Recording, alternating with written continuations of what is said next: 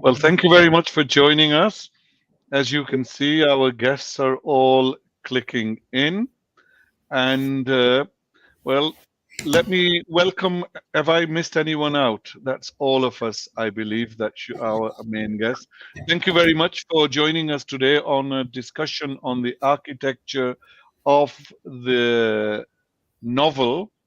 My name, as you can see, is Tariq Mahmood, and the others are my students to your Rama, Rita Maria, Kareen, and Peter Kalu. I'm not sure where he's gone, even though physically he's with us, and Melvin Burgess is here as well.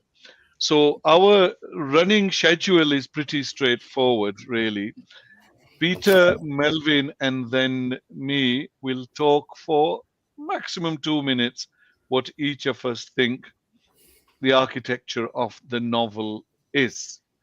After that, Kareen, Rama, and Rita Maria will ask questions, having read our books, the new triptych, One Drop by Peter Kalu, Three Bullets by Melvin, which one is out, the other one is imminently due out. Mine's getting in some stages of editing. So we will discuss those about what a triptych is, why we wrote the novels in the way we have, and the young people will question the three wise men or old men sitting here, and we'll do our best to give you as honest an answer. So let me explain to those who don't know, both Melvin and Peter are multiple award winning authors, and the other three, Kareen, Rama, Rita, and Rita, Kareen, and Rama, are no doubt budding novelists and writers of the future, which hopefully will eclipse these two in their achievements in due time.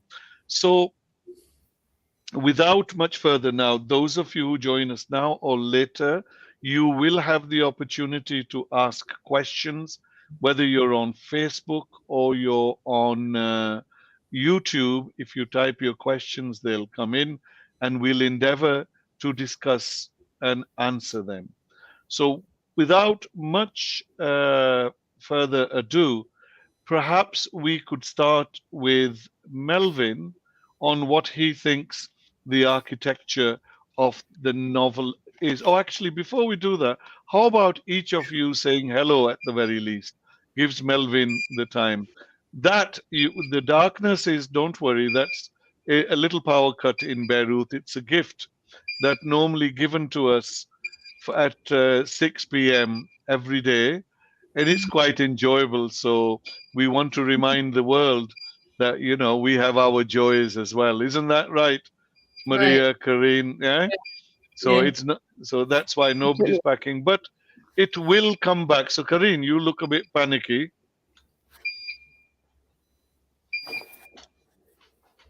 So perhaps everything's gone. So whilst we're waiting, Rita, Yeah. how about you saying hello and Hi. explaining who you are?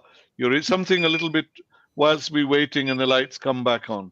hmm so my name is Rita Maria, and I'm 19, and I'm a student at the American University of Beirut. Electricity hasn't come back for me for some reason. It'll probably take a few You seconds. need to touch. You're in my. You need to touch the switch. So get up. The switch is set. Yeah, just touch the switch. It'll come on. All right, excuse me for Yeah, a by second. the door. Yeah, yeah. Minor issues of development for us. There we go. Okay, so we Okay, now have. Oh, I what? Well, I that think was the same, Rama. The same will apply to you. yeah. In the corner by the door, there's a switch. Yeah. Fix it. Okay. All right. Let's. Okay, great. Rama, to you. A little quick intro. So we. So, as you can obviously see, my name is Rama Khazem. I'm a third year English literature student, and I think this is my first creative writing course with Professor Tariq. And so far, I'm really, really enjoying it. Well, you can't say anything else live anyway, can you? I mean,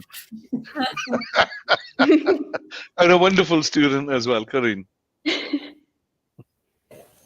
Hello, I'm sorry if there are any background noises. I'm in a hallway at university, so that explains that. But hi, my name is Kenyin Al-Musleh. I'm a second year English literature major at AB.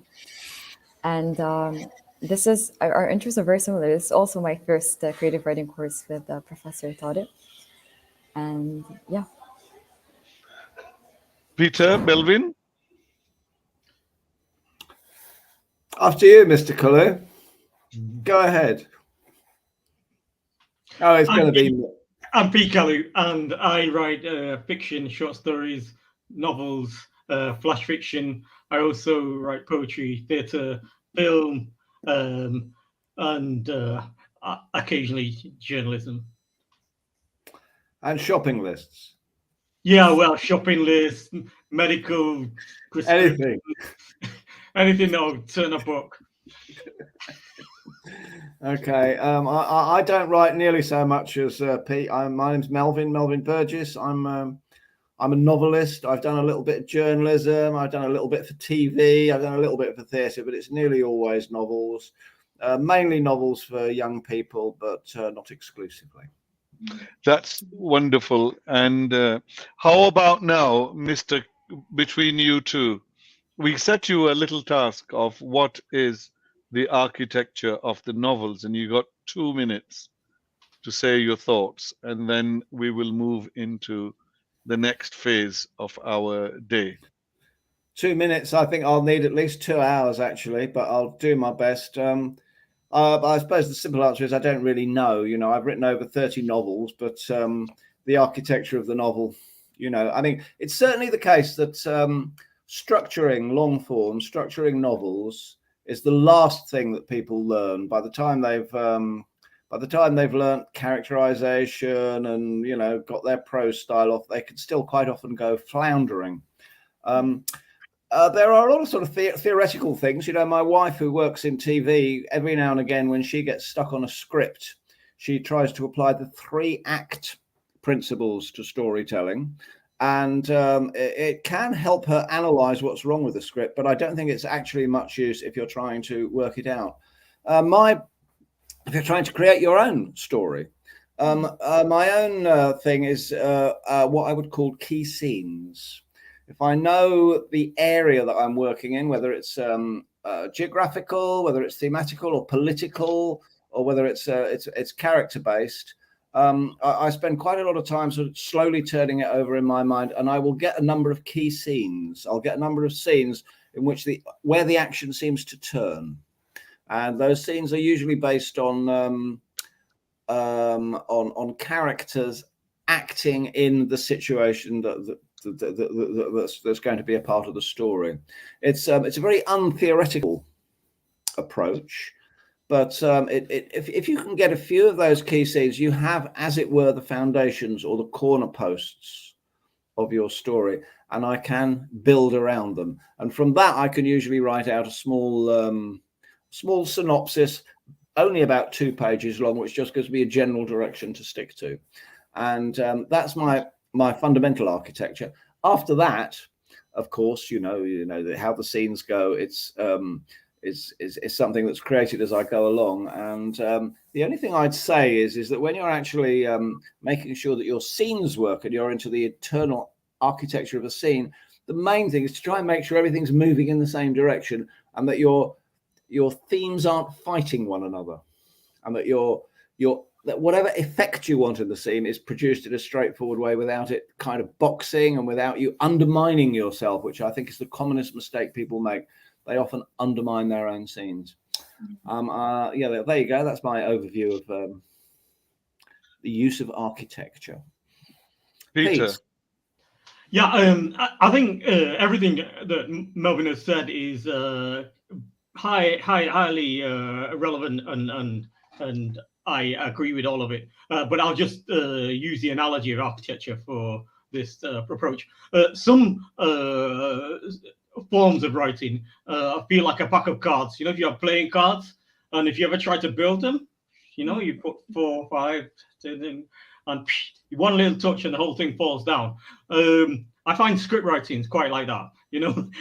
Everything has to be so carefully linked and connected that if you just get one thing wrong, the whole script can go wrong. All right, so that is really the sort of House of Cards thing. And then you get literary novels, which I feel are like house bricks. You can build you can put almost anything in. I've just been reading Wally Sayinka's latest novel, and it is a portmanteau for everything. You can put whatever you want into it. Just keep adding the bricks, and you'll get a really eccentric building sometimes that looks strange and unique, but beautiful to read, you see. And for this triptych, I feel that we've actually used a steel construction, maybe steel concrete, because it needed a very, very strong rigidity, because when you're writing with three people, one will go off and onto some detour that if you can't take the impact of the change, your building will fall down. The house cards would just fall down. So we have to build in using a very flexible form, and concrete steel is probably earthquake proof, And many a times when I've been writing One Drop, I've had editors' notes saying, because Melvin has decided to turn left, your character can't turn right. So, can you please adjust, Now, when you get steel buildings, you can move the walls around, no problem, yeah? Because the rigidity of the structure is there. So I found that really that's what it's like. The other parallel would be Japanese architecture, which the traditional Japanese buildings, I believe, they are earthquake proof, because they're engineered beautifully, traditional craft engineering. I think some scientists ran it through computers, and they discovered actually it's almost optimal for shake, for retaining a kind of resilience, strength. So that's the form that I've used with One Drop. Can I just come in there? Interesting what Pete says there about the triptych. But of course, I had the inestimable advantage in that my book was published first. Okay, I can tell you that working with these guys was, as the old saying was, it was like herding cats. Everybody just goes off. Everybody just goes off in their own direction. Okay, but my book was published first, and once it's published and once it's down there in print, nothing can be changed. Okay, so consequently, these guys have to scurry around the place, fitting in around my book, which is great and very enjoyable for me, but a bit of a pain in the ass for them. It is the point that once something is fixed, so really, my book, just not by virtue of it being better or more structural, but just by virtue of it being published first, it's kind of like the supporting wall. And every now and again, Pete or Tariq will try and sort of go through the supporting wall in order to make their lounge bigger, and they just end up flat on their face. What can you do? Thank you very much for that, Melvin. And if those who don't know what a triptych is, perhaps we should explain. There are people watching who won't know what on earth we're talking about. We've written a triptych is, as the name applies, something to do with three, in our case, three novels set in the same world, which we will develop on in a few minutes. So in a way, my take on the architecture of, I suppose, very similar to what the other two have said, but perhaps I should look at it in a more metaphoric sense, that it's a superstructure. It's a superstructure with a great big heart in it, a beating heart. It's a heart that listens. It's a heart that dreams. It's a heart that feels. It's a heart that sees. It's a heart that touches. It's a poet's heart. It's a poet's heart that can throw words into a ground, and lots of sprouts can come out. But the sprouts have to exist within an environment. The sprouts growing out of the ground can go in whichever direction. It's a heart that can talk to trees. It's a heart where trees can talk to it. Animals can talk. The dead can talk. It's a heart that dreams of those who lived before. It can dream the dreams of those who are yet to come. For those of us concerned with social and political and historical issues in the world of fiction, it's a heart that can talk about the joys of resistance.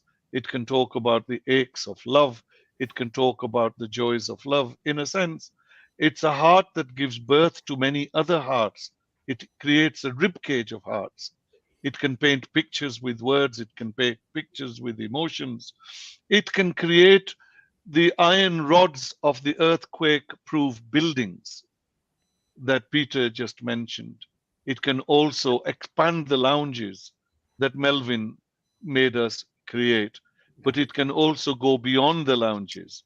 So, in a sense, it's the one that makes humanity human.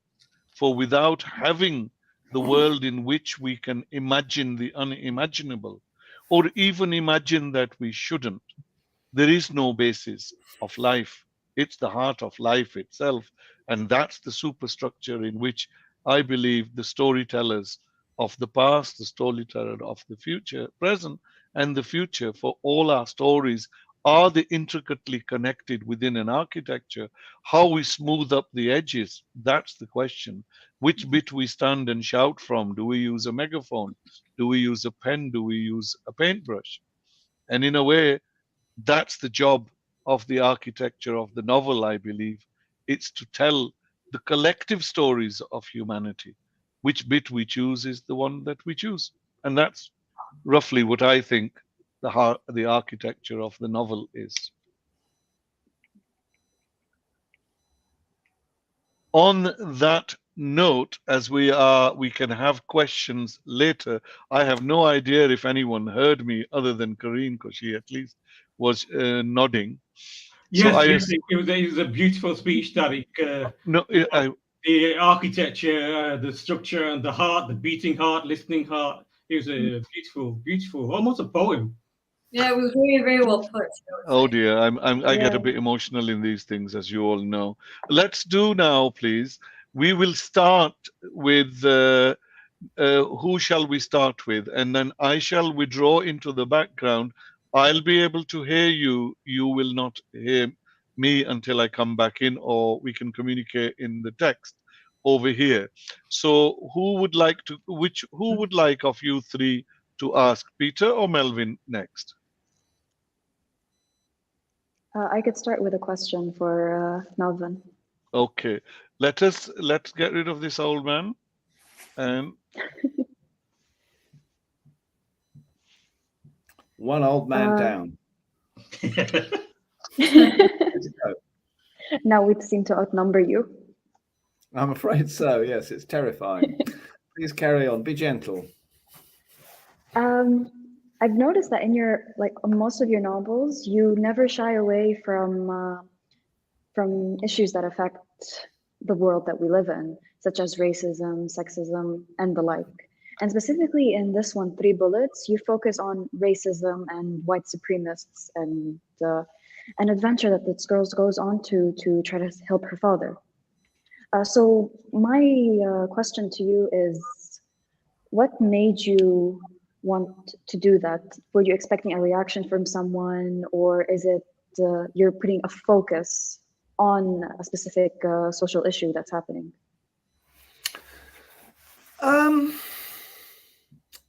I don't know. It's I mean, as you say, it's nearly all my books. It's something that I'm interested in. I guess, what's going on in society.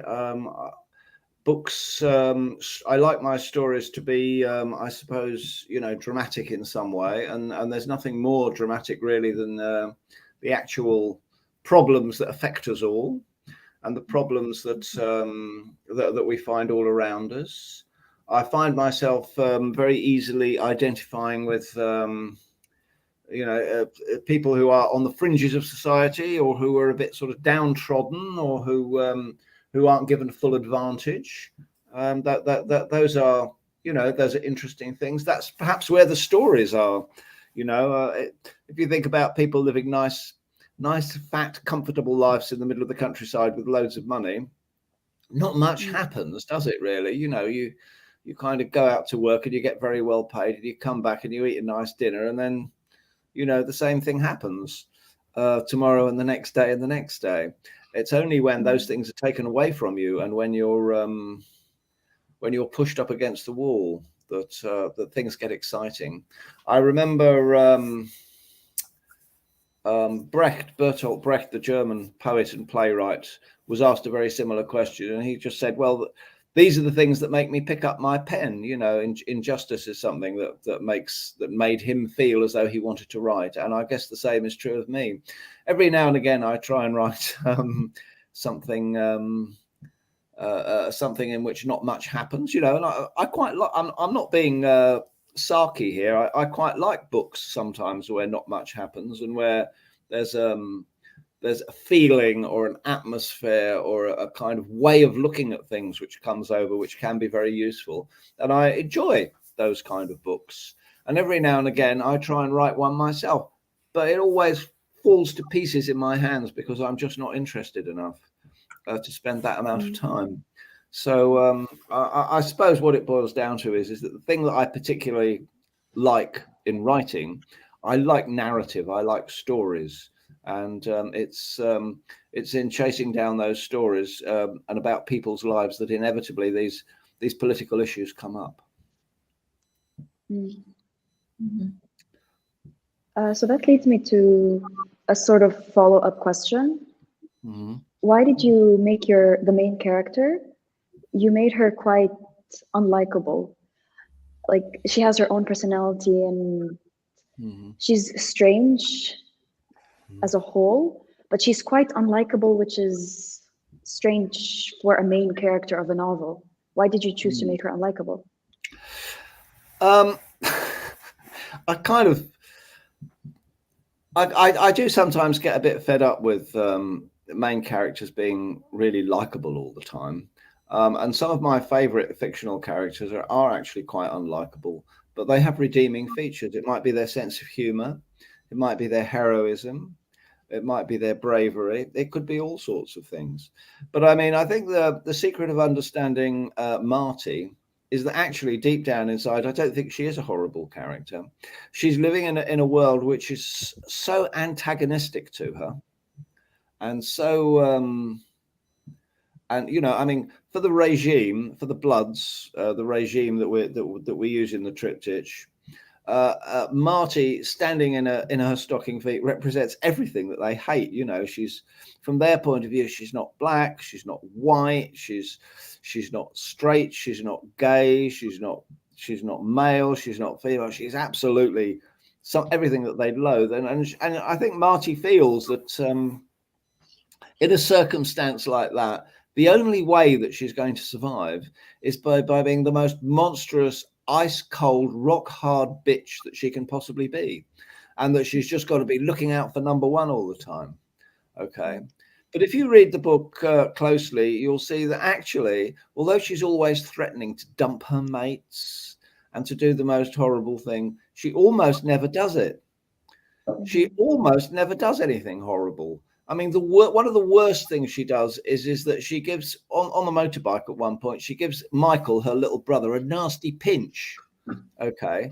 But the reason why she's giving him a nasty pinch is that she's been nice to him and he's started to bond with her. And she's thinking, but I'm going to dump you. And she doesn't want him to get upset. So she gives him a nasty pinch to put him off, you know.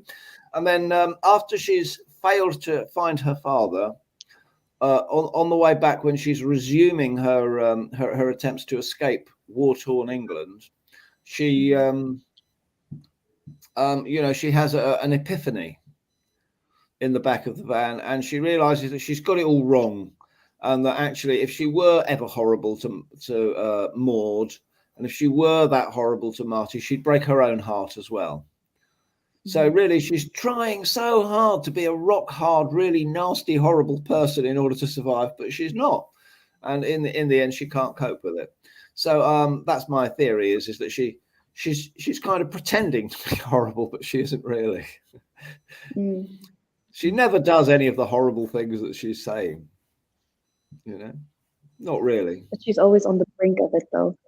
She's always on the brink of it, but she can never quite bring herself to do it. I think in her heart, she's a big softie. Well, she's not actually a big softie, is she? But I think she's a lot. she's a lot more attached to people than she tries to make out. Mm. When she does realize that she loves someone, she does really love them with all her heart. Okay. Yes, thank you. Maybe you disagree and you think that despite all that, she's still absolutely horrible and nasty. I don't know. She has Did you come quite a few out at the end instances. of the book thinking she was a complete bitch, a complete monster? I had very conflicting feelings about her because throughout the book I was like, okay, you're quite cruel, but when I was reaching the end of it, I'm like, okay, maybe you're not as cruel as you're trying to make yourself out to be, but you're still acting cruel. She's still acting cruel. She's still trying very hard. Yes. Yeah. Fair enough. Mhm. I quite like that sort of thing. I suppose the thing is, I've written a lot of books and I've read a lot of books, and if the characters are just, I remember even as a child, I'd read a book and practically on the first page, you'd know whether they were going to be a winner or a loser by whether they had a good or a bad character. Okay. Okay. And I always kind of, I like the bad characters, I wouldn't necessarily like them in real life, but I found them more. We have a saying over here, which is the devil has the best tunes. Yes. And you could also say the devil has the best stories as well. So sometimes they're more interesting to tell, and perhaps they reveal a little bit more than telling stories about the wretched goody-goodies who always win in nearly all the books. It just drives me crazy. I hate it if you open the book and within the first chapter you practically know what the ending is going to be. It's predictable. It's predictable. Okay, there you go. I think this is like the end of my detailed questionings. Okay. Thank Thanks you very so much. Good questions. Thank you.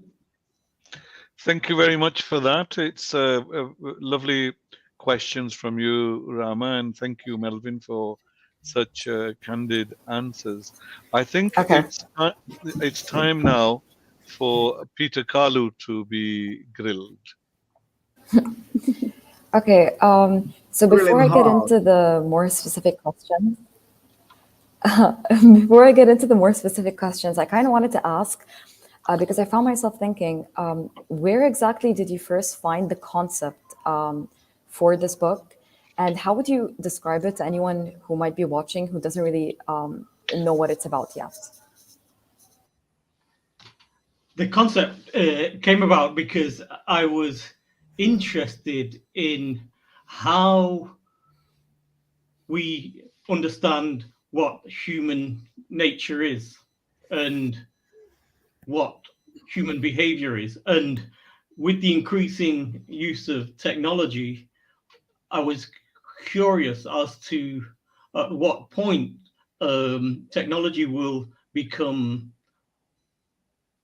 part of humans, almost a kind of human plus machine combination. If we all survive, 500 years from now, 700 years from now, we may be biological, but also there may be parts to us, technical parts. And so the idea of implants, we have heart implants, we have cochlear implants for hearing, we have pacemakers, we're getting many more implants, which I think you can get an implant in your hand, open a door, a little chip, things like this. So I just made that a little bit bigger and then set that thinking in the context of the worldview, the dystopian fiction and world building that we've been doing, the three of us together. So I hope that answers your question. It does. Thank you. And I actually wanted to ask, related to the kind of the chips that you're talking about. I'm going to read off actually a quote from the book where you said that as the head chips take effect, they start rewriting people's memories, their sense of who they are and what they believe in. And you mentioned how these chips can make a Muslim into a Christian, have Black folk thinking they're white, and LGBT declare they're straight. So after reading this, I kind of found myself thinking, what are the chips to you in a real life context? Are these resembling anything specific Are they a metaphor to anything that you've experienced? Well, actually, what we've done is we've created a physical embodiment of the semiotics of the world around us anyway. You know, the heteronormative, you know, uh, racist society, which is predominant in the West, puts out its signals, but it doesn't use these chips that are in people's heads. It uses advertising, it uses the news, it uses all forms of broadcasting, narrowcasting, the culture that is all around us gives out all these signals, and we absorb the signals, and so really what I've done is take that broad sort of cultural studies idea and embody it in a chip. That said, I still believe that it is possible, technically it will be possible to do things like this in the future. And so one of the jobs of writers is to think ahead and worry about things so that we can think about how to avoid the problems that may appear, that may manifest later on in time. So I'm at Jeremiah, woe is us, things are going to go wrong unless we get a grip on these things. So yeah, that's it. It's sort of thinking ahead. And I noticed that one of your characters, Dune, appears in the beginning of the novel, and I automatically picked up on the usage of they/them pronouns for this character. Was this character meant to be gender non-conforming, and if so, what really made you take that decision? Well, I've been writing for a long, long time. So I think in 1992, I wrote a science fiction novel called Black Star Rising. And the characters in Black Star Rising, which is set 1,000 years from now, were all, if you like, gender non-conforming. They all had a very fluid gender identity.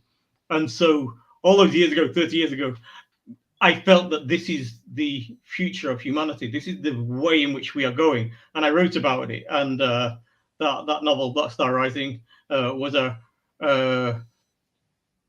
made few waves in the literary world, but it embodied my beliefs. So it's not something that actually I've come up with recently. It's something that I've consistently felt that the rigid segregation into man, woman, boy, girl is something that will dissolve, and because it is a kind of futuristic novel in its own way. I continued what I'd started with Black Star Rising.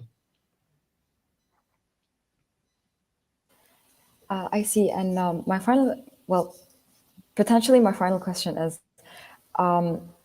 if there's one thing that you'd want a reader of your novel to take out of the experience of reading your book, one thing to stick with them or they remember, or a message, what would it be? I think love in all its forms is very important in the struggle. We often hear a lot about politics of the struggle, but without friendships, without intimate loving relations, without comradeship, without a bonding together of people, we will lack the strength to take on the challenges of the future. So I think that's the ultimate message. You know, love conquers all.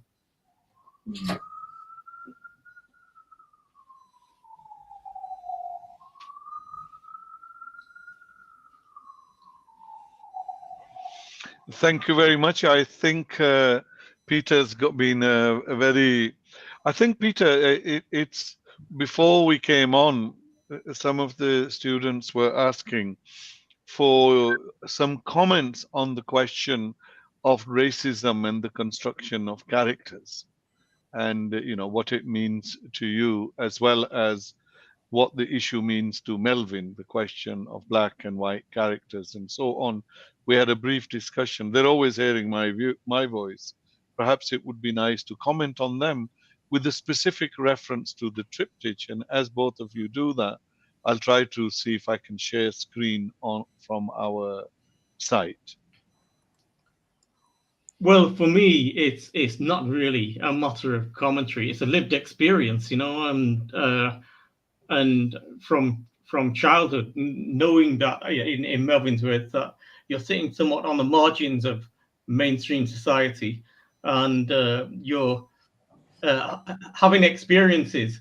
Um, there's a new term now which wouldn't have been around when I was a kid. You know, the microaggressions, but also clear legal aggressions, clear legal hostile environments that are created for Black people in England for sure, or has been the struggle of all of us to survive and to thrive despite these things, and how racism can crush your humanity. It can diminish you, and it's an act of rebellion to retain your personality, your humanity, to retain your idiosyncrasies, the thing that makes you uniquely you. And I think the novel is a form which is in some ways the study of the nature of personality, of individual personality. And so for me, working on those two characters, Axel and Dune, was a matter of trying to show the idiosyncratic, the particular, the sculpting of particular unique personalities who have thrived and retained their sense of identity despite all the pressures upon them to kind of delete them, to erase them.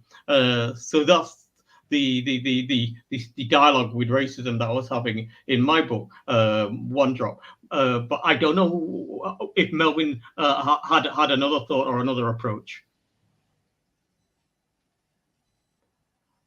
Do you have a microphone, Melvin? There you go. Okay. Yep, we can hear you. Okay.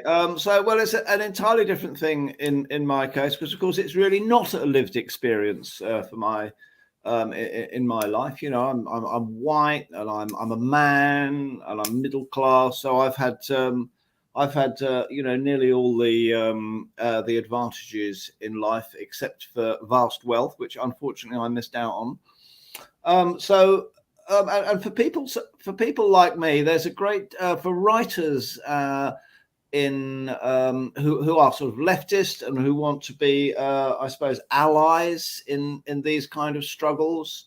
You've got a real problem, because there's a great deal of anxiety about trying to write Black characters, for example, for all sorts of reasons. I mean, one reason is that it's it's a situation in which you could have someone of the same age as you, living in the same town as you, who can have a completely different experience from you. Sometimes you get questions about whether it's reasonable for, you know, a man, for example, to write about a woman's experience. But I mean, you know, there are plenty of women I know who have very, very similar experiences to me culturally. And out in life, of course, there are various differences, various gender-based differences about, you know, misogyny and about sexuality and so forth. But there's enough which is in common. You know, my mother was a woman, my daughter, I'm married to one. You know, this is all very close.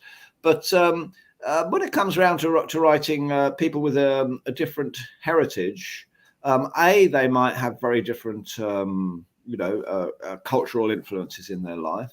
And B, just living the same life, they're going to have a very, very different experience, because they will be on the receiving end of racism and the microaggressions and so forth that Pete was talking about. So it's a difficult thing to approach. And also, of course, a lot of white leftist writers are quite anxious that they're going to get it wrong. Because if you get it wrong, then, of course, you're going to be accused of being racist yourself. People are going to be saying, oh, you know, you shouldn't say that. You shouldn't use that language. And so you're, as it were, frightened of your own ignorance. Now, I remember having this discussion online sometime, and I remember Pete saying, you know, sort of, we get this sort of crap all the time. So, you know, being anxious about making a mistake and getting some flung at you is a bit pathetic, really. So, you know, I do feel as though we have kind of responsibility to try and increase the scope of our writing, and not just write about people like us, white people like us, or to try and do something about identity. And in this case, of course, I was extremely fortunate because both I had Pete and Tariq there, and because I know them and because they know me, I could sort of just fling it out there, and they would then go through the manuscript to tell me where I'm overstepping the mark, where I'm being ignorant, where I don't know what's going on, where I'm getting it right, and so forth. And by and large, if you're going to do this, if someone like me is going to take that challenge on, which I think we should take that challenge on, you need help. You need people to advise.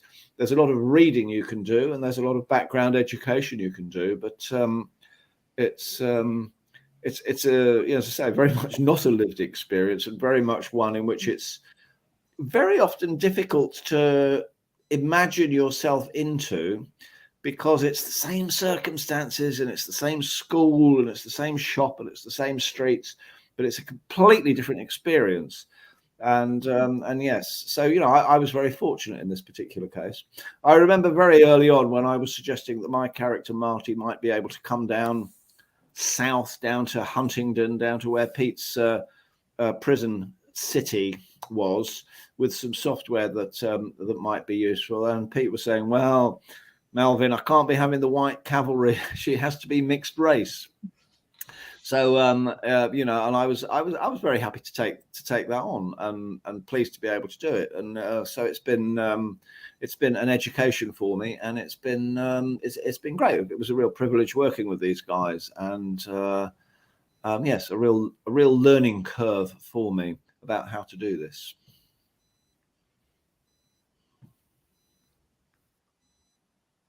How often are you, like either Peter Kalu or Mr. Melvin, how often do you ask for assistance on someone who, let's say, is of a different gender, sexuality, or race?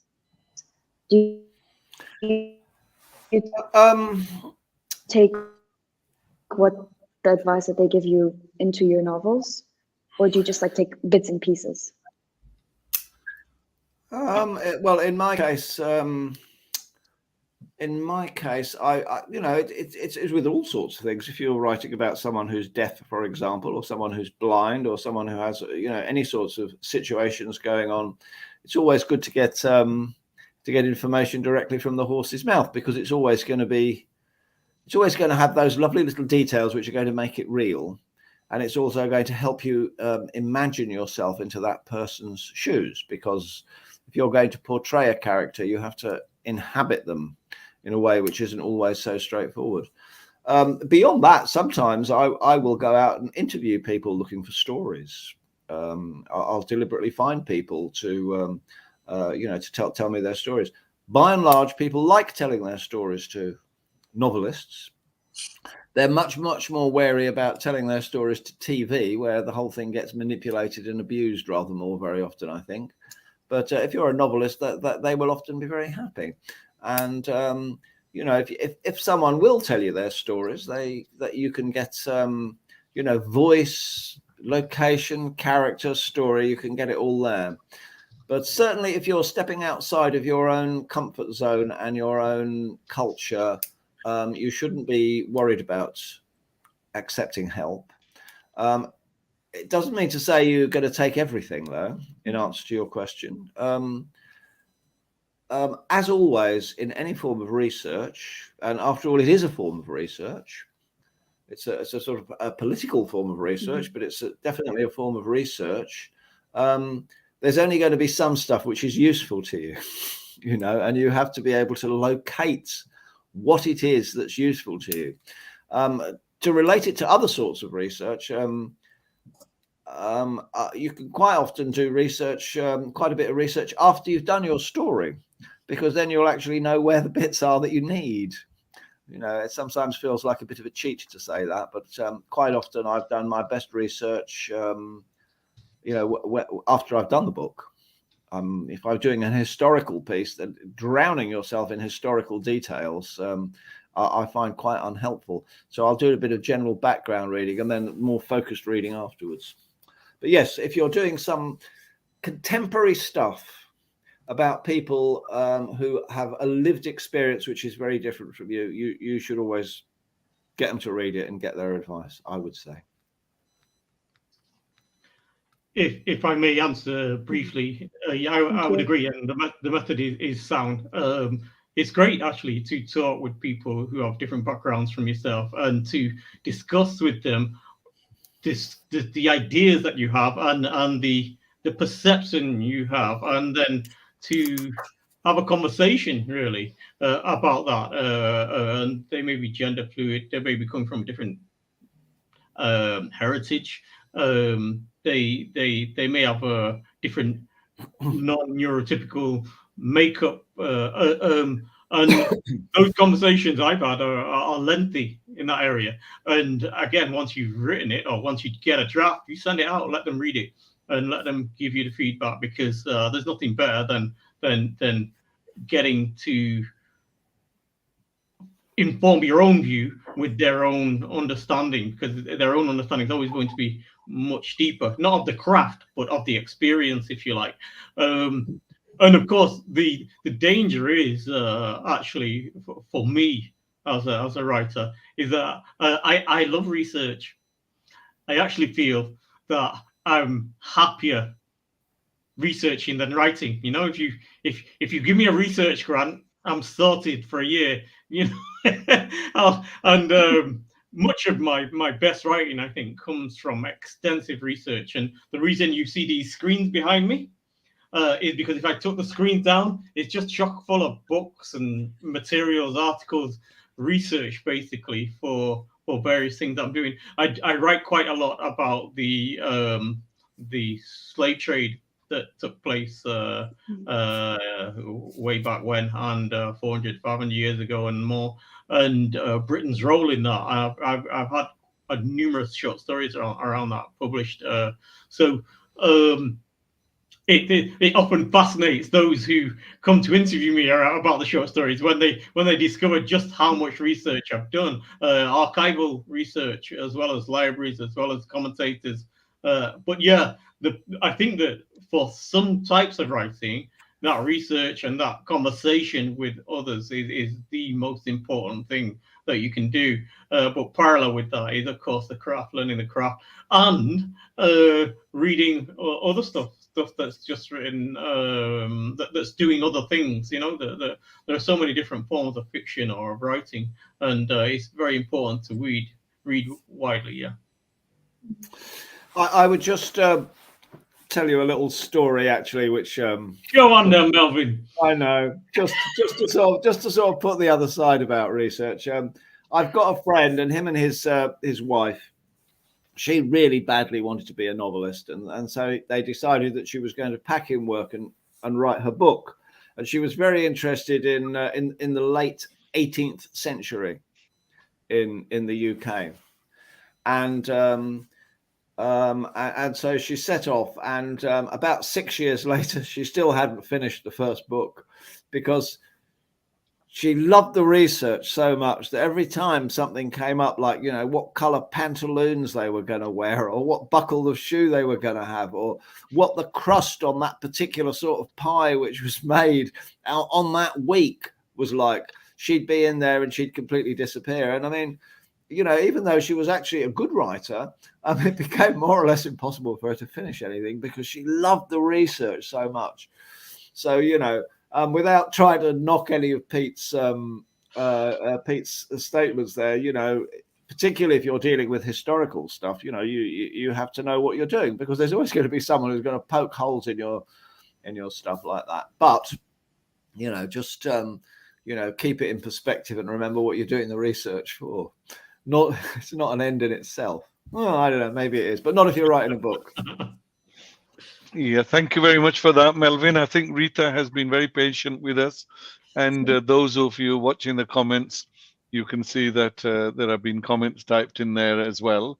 But those who are not, if you want to ask any of us a question, including the questioners here, please type your in the comments, and we will deal with them as soon as we can.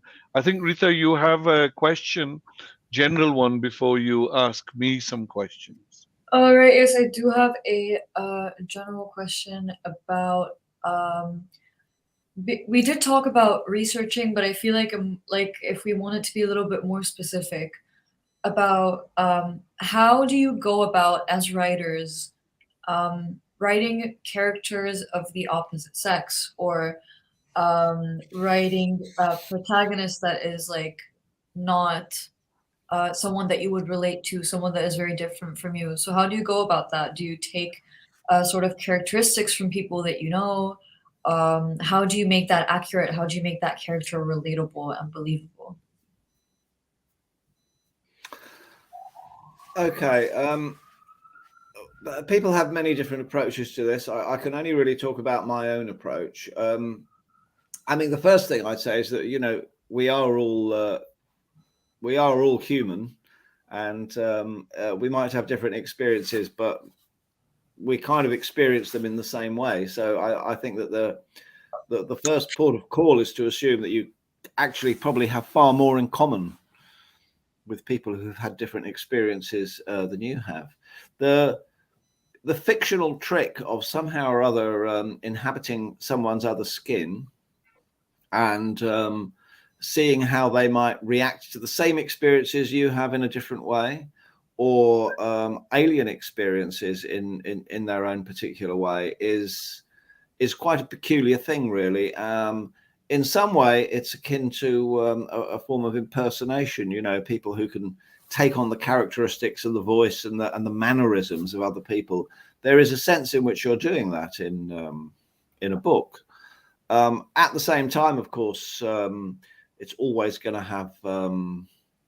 It's always going to be like a kind of fine net which will catch your own prejudices and your own assumptions. So you have to be very challenging to yourself, I think. I remember when I first started writing, one of the tricks that I employed when I was writing women was to start off writing as a male character and then change gender halfway through. And in that way, any sort of assumptions that I might have about female characters as opposed to male characters were kind of undermined, and what you got at the end was a female character, was still female, but perhaps with a sort of richer area of a richer cargo of characteristics than I might have given myself. So there are all sorts of ways of doing this, but I mean, fundamentally, you do have to find a way of imagining yourself to be another person. Research plays a part. Imagination plays a part. That peculiar, as I say, that peculiar fictional ability of inhabiting something else. You know, one of the things that comes across every now and again over here is that some posh bloke starts insisting that William Shakespeare was actually a lord of some sort or other, because they can't get their heads around that he could write about politics and statecraft as knowingly as he did, unless he was similarly posh, and that someone with a sort of kind of, you know, a rather average sort of education for the time couldn't possibly have written those things. But, you know, Shakespeare did manage to imagine all sorts of different states of mind, and the kind of decisions that you'd make and the feelings that you'd have when you were a member of the aristocracy or a king were things that he managed to do despite living in a very, very class-ridden society. He was able to cross that divide by somehow putting himself into those situations. And you can tell his own background by the detail. You know, he knows the detail of the countryside, and he knows the detail of, you know, folklore and so forth, much more than he knows the fine detail of politics of his time. So, you know, it's possible. You can do it. You have to take that person and you have to inhabit that person. And the research and the checking up with people and the talking to people and then asking to have a look at your work are all things which add into that process. But it does all, I think, it does all kind of come together in the act of writing. It's a creative process, isn't it? It's a kind of catalytic process, and somehow or other you have to discover that little bit of magic, because it is like a bit of magic where you can sort of imprison a character on the page, and it's what makes writing so exciting and wonderful, in that you can make this little crucible where that little bit of magic happens, and suddenly you can inhabit someone else. Right. So along that same vein, how would you mentally prepare yourself for a scene that is particularly maybe violent or triggering, something that you've not experienced, or maybe even something that you have experienced? How would you mentally prepare yourself as writers to write down actually this scene and make it as believable as possible, but also without really sort of surpassing like any boundaries and hurting other people or triggering any of the readers in the process? There's a very thin line. So how do you do that? Peter?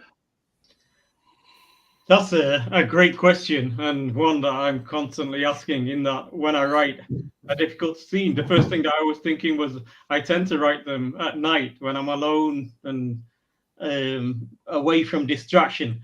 And I think that writing is a very intimate thing that you can be doing. It's a dialogue sometimes with yourself. It's a reflection with yourself, and it's a journey of self-discovery.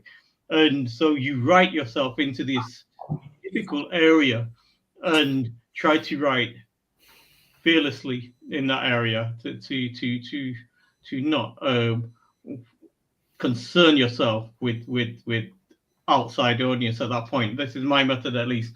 And it's only afterwards, once it's been written, that I think, okay, you mentioned boundaries, and what is this suitable for this audience, or have I gone too far, or have I not gone far enough?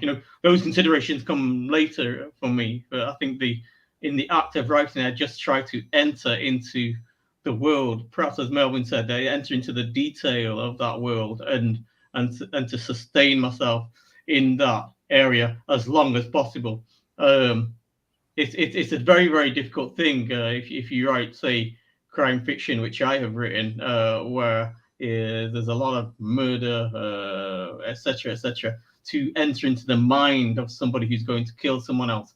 It's actually, you have to look after yourself as well as the reader. If you're doing it well, sometimes it can be a very difficult journey to take. Melvin? Yes, I wouldn't have much to add to that.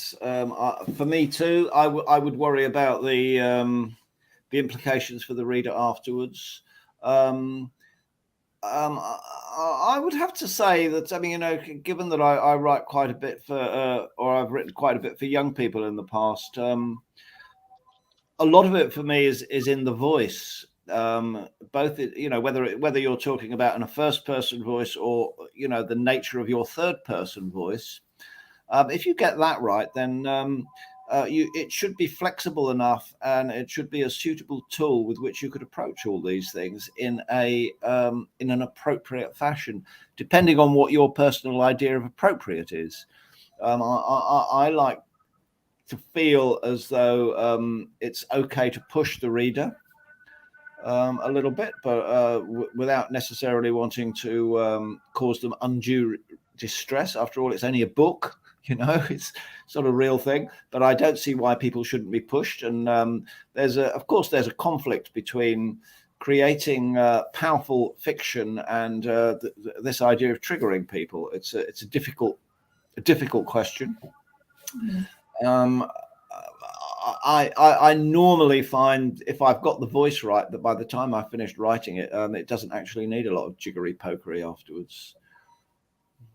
There are just to disrupt the methodology here, I'll just ask a direct question to Melvin. I remember some of the scenes in One Drop that are very brutal. The brutality, as perhaps with Shakespeare, since you mentioned it earlier, sometimes the scene can happen off stage almost, and you say, "So, reader, this happened," but you don't actually specify the detail of what happened. And I thought that there's a judgment there, isn't there? Yes, there's that's one thing you can do. You can send it off like that. There's some very nasty torture. Marty gets tortured, and she talks about it, but she says very candidly, you know, anyone who's expecting to any sort of details about what they did to me, you know, it's private, it's kind of intimate in a sort of horrible and vile way, and so I'm not going to do that. So, you know, there are ways of writing it in terms of first person, third person, how you're going to approach it. You can approach it at an angle, you can make it happen off stage, you can do all those kind of things. You don't always have to go into everything in horrible detail. You can create very, very powerful effect by refusing to give detail in itself. You know, I mean, the effects that you can have within the context of your story. You know, it's surprising what you can do by with a phrase, just with a few well placed words. You can have more. You can be more shocking by referring to something than by describing something. I once read Edgar Allan Poe's horror stories, analysed them really, and he does this a lot with his language at the level of the sentence. He often uses words like insufferable, unimaginable horror. You know, he doesn't give you the horror. He just says it's unimaginable. It's so bad, it's unimaginable. And so you, the reader, start having to do the work of imagining how bad it is. You know, so yeah. Well, that's right, isn't it? And with suspense as well. There's the famous Hitchcock quote of sort of, well, you know, the viewer, they know what's going to happen, and they know who's going to do it, but they just don't know quite when. So, you know, and it's at that moment when you haven't seen it happen, and when, you know, when you're just waiting for it to happen, that actually the most emotion is in you, so it's actually be a relief when it actually happens. Oh, thank God.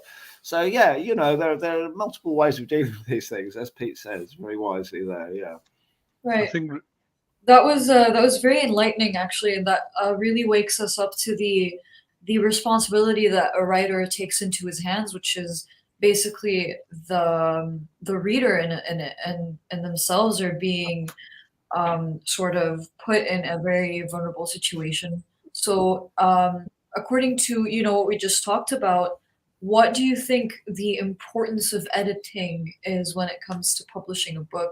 Do you really need an editor? Is it really that important that somebody would edit what you've written? And yeah, what are your personal takes on that? Who's is that question for, Tariq? either of you two, as Yes. you book.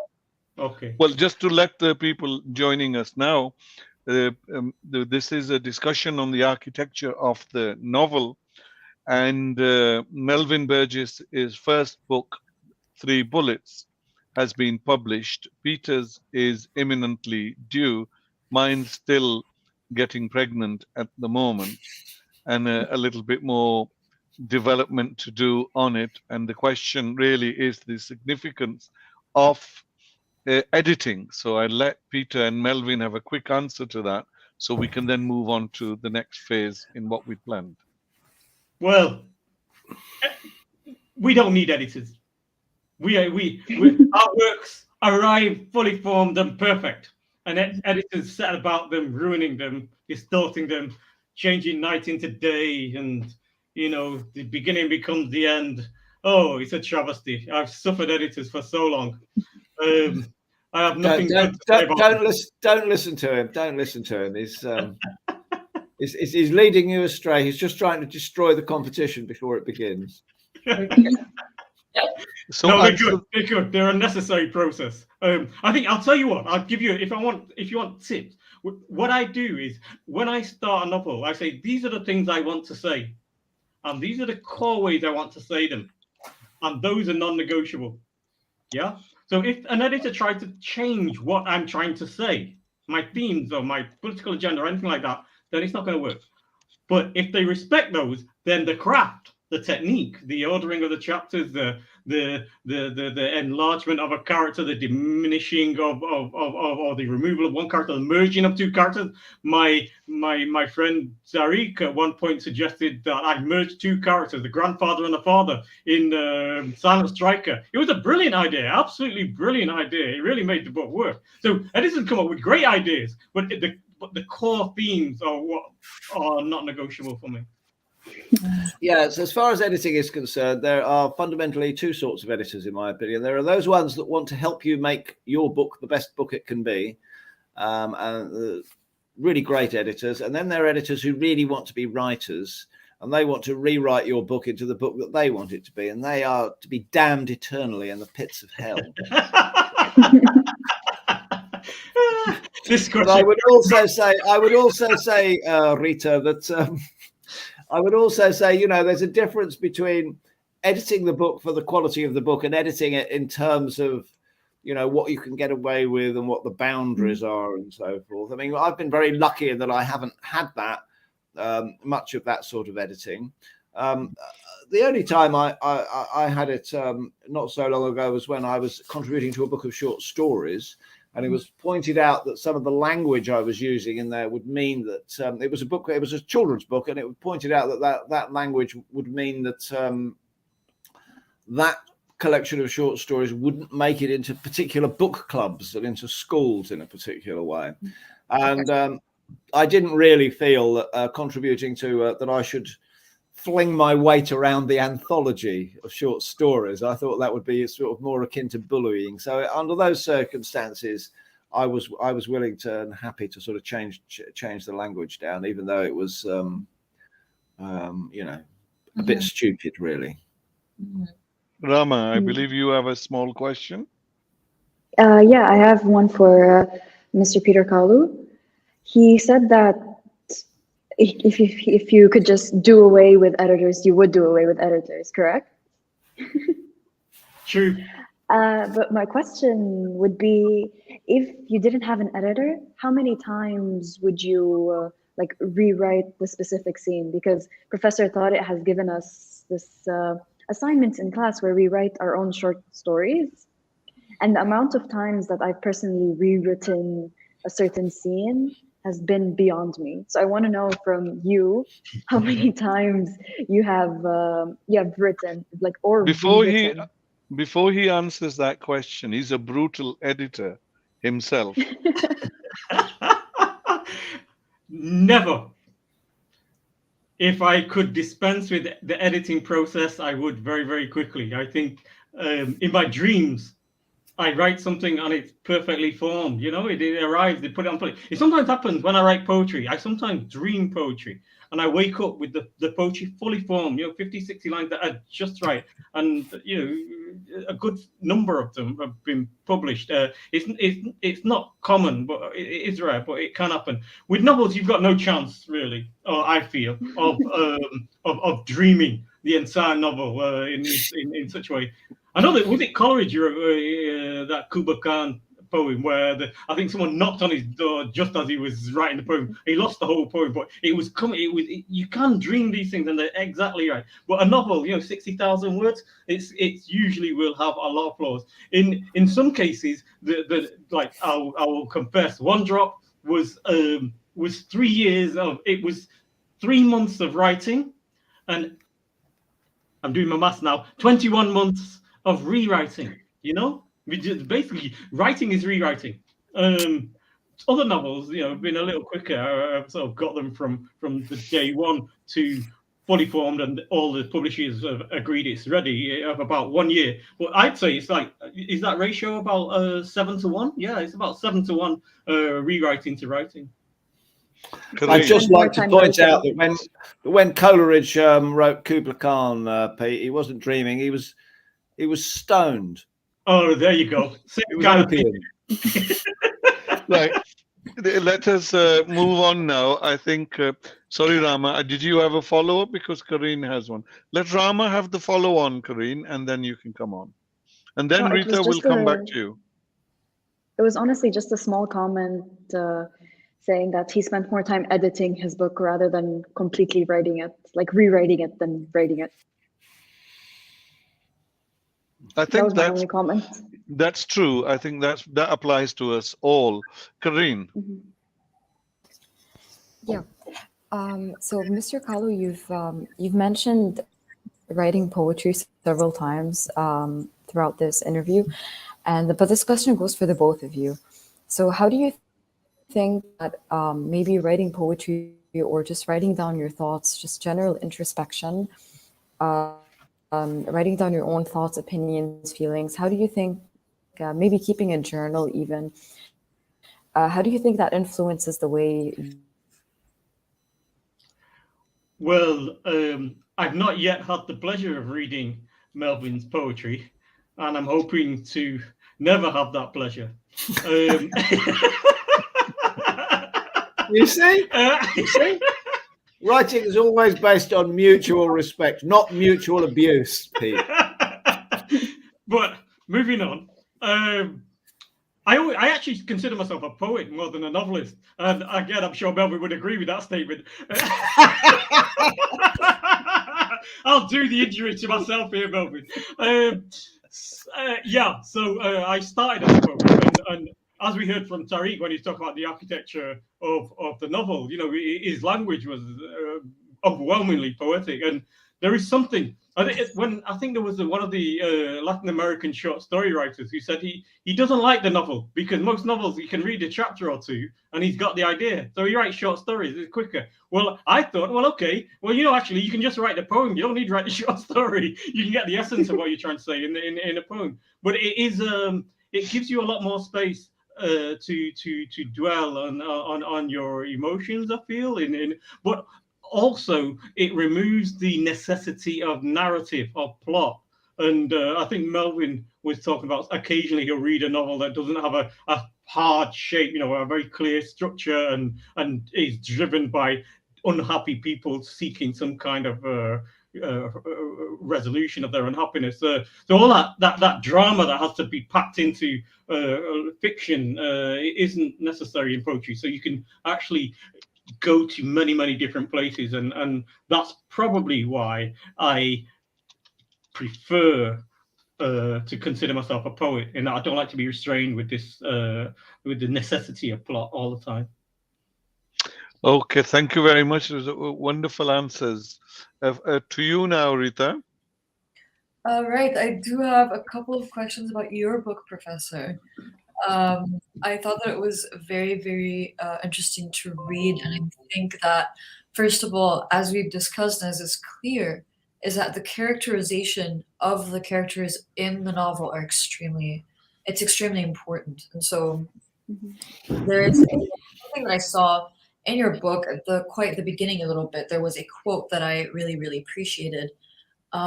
What a snake, Lena said, and then Marah, who was your main character, replied to that, yes, but who put the poison in him?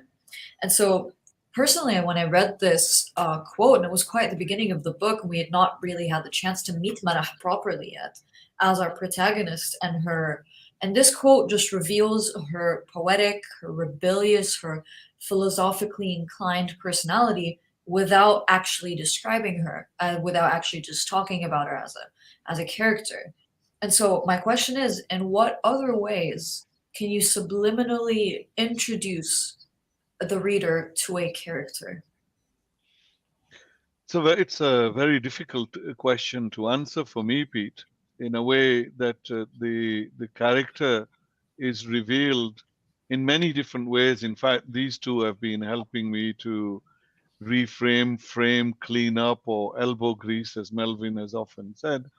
But in a way, it's also how you find your own voice within the voice of the character.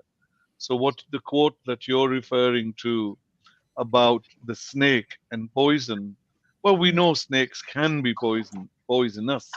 They don't have to be. Here, the snake is very much in the first few pages. a racist, and the poison is racism. So, in a way, partly it's me talking, partly it's a poetic way of trying to understand, well, where did this hatred come from? Now, if you pose the question of trying to understand hatred, then you already, or that particular ideology, then you're already making a stand against that ideology, if you like. And in that inference, by not doing something that you've done or trying to negate a particular position, you've actually given a character. And I suppose the other two would concur with me because we're very familiar with each other's books as well, that in a sense, many a time the characters are a reflection of something to do with our own lives or the method in which perhaps we've been telling the stories of our own lives. Yes, there is I know we're talking with university students here, so let me introduce Wolfgang Iser, I think, and his reader theory. And he talks about how each reader actually recreates the work. That you can never read the same book twice because your own understanding of each individual language changes and your own understanding of the novel changes with each reading as you see different wirings each time, and the mood you're in brings you a different filter, if you like, etc., etc., etc. So it's very the book, the text is a very dynamic thing. And when we talk about what is there subliminally, I think it was Roland Barthes. I'm dropping lots of education names now. Roland Barthes, The Death of the Author. You know, like we write it, but we are not the experts on it. Roland Barthes would say, the authors are all dead. We'll do the interpreting. Let the text speak. And yes, subliminally inside that text, if the test I do or the experience I have is because I've been writing for so long, I can go back 20 years, 25 years, and read a book that I've written all that time ago and discover things about myself that I didn't know at the time I was writing it. Oh, okay, so you're obsessed with that, are you? Oh, okay, you see trees in this manner. You learn, you speak, even though you don't hear yourself as you speak in the book at that time of writing. So yeah, the subliminal is a great question because it's impossible for us to answer in the sense that if it's subconscious or subliminal, we may not have access to it. But trust your instinct, I would say. Yeah, trust your instinct is the thing that sometimes maybe that's why I like writing at night or I like dreaming text, because the instinct or the subliminal, the subconscious sometimes just gives you what you need, and the conscious mind is a poor imitation of that often. Okay. Mm-hmm. Melvin, you're muted. Any creative process really is a collaboration between you in your conscious mind and your subconscious mind, and it is in that area where all the imaginative stuff happens, all the links, all the connections, all the great ideas. You don't sit and work it out; it's kind of handed to you. And really, the secret is finding out how that part of your mind, that subliminal, unconscious part of your mind, how it works, and how you can work with it best. I actually, in my process, I have all sorts of ways of trying to shut my conscious down in order to give the unconscious mind the opportunity to speak. You've got to think of it as like growing a plant. It will flower if you treat it right. But if you focus on it too much and fiddle with it too much, it's just the buds are just gonna fall off, and you're gonna be stuffed. The image that I always have on my mind is like your conscious mind is a little boat floating right on the top of a great ocean, and underneath you've got a huge net which you're completely unaware of, which is filling up with all sorts of interesting things. That's the business. Mm-hmm.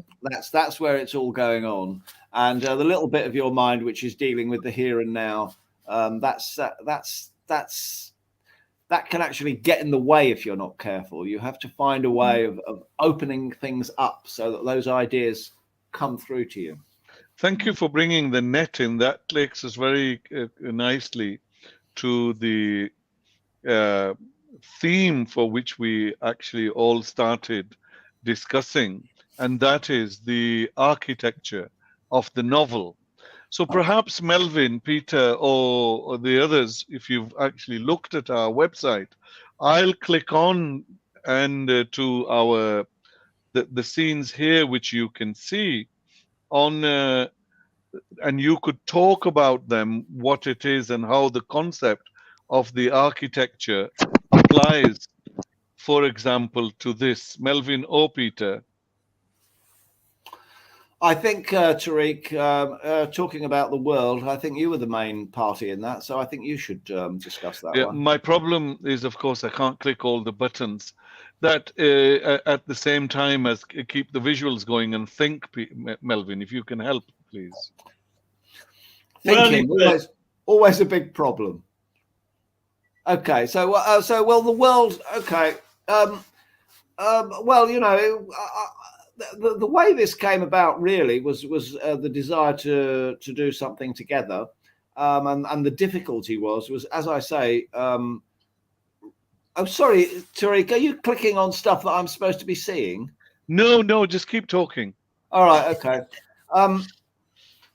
So you know, as I said, herding cats, trying to work with other novelists who are really used to just going off in their own direction. It's very difficult to stop the thing turning into some sort of horrible chimera. And I have tried to write novels with people, and I haven't ever succeeded in it.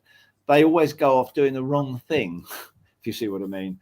So the idea of starting off with the same world in which we could write separate novels. This is something where it was possible, really, for us to actively collaborate. And the political structure, if you like, of the world that we were living in was something which was originally thought up mainly by Tariq. The idea of this white supremacist, racist, Christian government in power, and the search for the mother of the second coming of Christ was the basis of it. It did bother me a little bit at first, you know, because it felt too American to me. I sort of felt that if you were going to have the type of racism and the type of right-wing government that you'd get in the UK might be rather different from that. But of course, it is true that the ruler of the whole sort of Western setup is the USA, and it kind of came together when we decided that Tariq's idea again that the Americans would default on the dollar, and at that point you have civil war in America. You have these troops all around the world, American troops not being paid and being and then, of course, you know, how are they going to react? Are they going to be mercenaries? Are they going to fight for the local causes? Are they going to be idealistic? Are they going to be misguided? How are they going to work? And then, of course, America, when it had finished its civil war, and the South, the racist white supremacist South forces came into power, they would be propping up a government of that kind in the UK, just as America now props up governments all around the world in its own image. It will be then doing it in a rather different and even more dangerous image. So that was the basic world structure, I would say. I don't know if you guys agree. Thank you, Melvin. Pete, perhaps you could expand on how the question of rewriting memory and the importance of memory came into all this. Yes, well, in terms of the architecture of the novel? Yes. Of the triptych and the novel and your novel. The triptych. Well, I feel that I've given you some earlier on in this dialogue. I talked about architecture, Japanese architecture. I could talk about postmodernism, Pompidou Center type architecture, where you see the structures of things externalized, if you like, and that's a good metaphor for the way in which the prevailing orthodoxy is a kind of indoctrination system in its way, and I simply materialize that with the chip that is embedded in people's brain. So there is an obvious parallel in the architecture of the chip and the architecture of society, if you like. But what I would like to say is that I feel that it's worth mentioning that the way in which we built this world, we accidentally we created a story world, as it is known as a technical term to those who write digital games. That's what we did. We detailed up the story world. Okay, we added assets, we added places, we added people, we added small interactions that we would arise, and from that story world we have created three. That's four, isn't it? Three novels. But the story world is a fertile area where many things can be created. It so happens that I've also created 5 or 6 songs that relate to the story world. Others might create a dance. You can create music. You can create anything. What you do is you build the story world, and then how it's seen, its manifestation is multiple and a myriad. And the novels are representative structures of that story world, but they're not the entirety of that story world. I won't grab these diagrams I've got, but maybe if there are actual architecture students, and this is the kind of structure, that sometimes can arise when you're developing a story world. It's a flowchart type structure. It can be architectural with a beginning and an end, if you like, but it's got a flow. And things, each one of those little boxes can be a story entirely of its own. Okay, thank you. We'll have one more. We'll have one question from Rita and a quick response if needed, or perhaps an observation, if you like. And then I'd like to round up with, it's been wonderful. I didn't realize we've almost been at it for 1.5 hours. And we've still got some people with us, which is quite remarkable. Yes, Rita.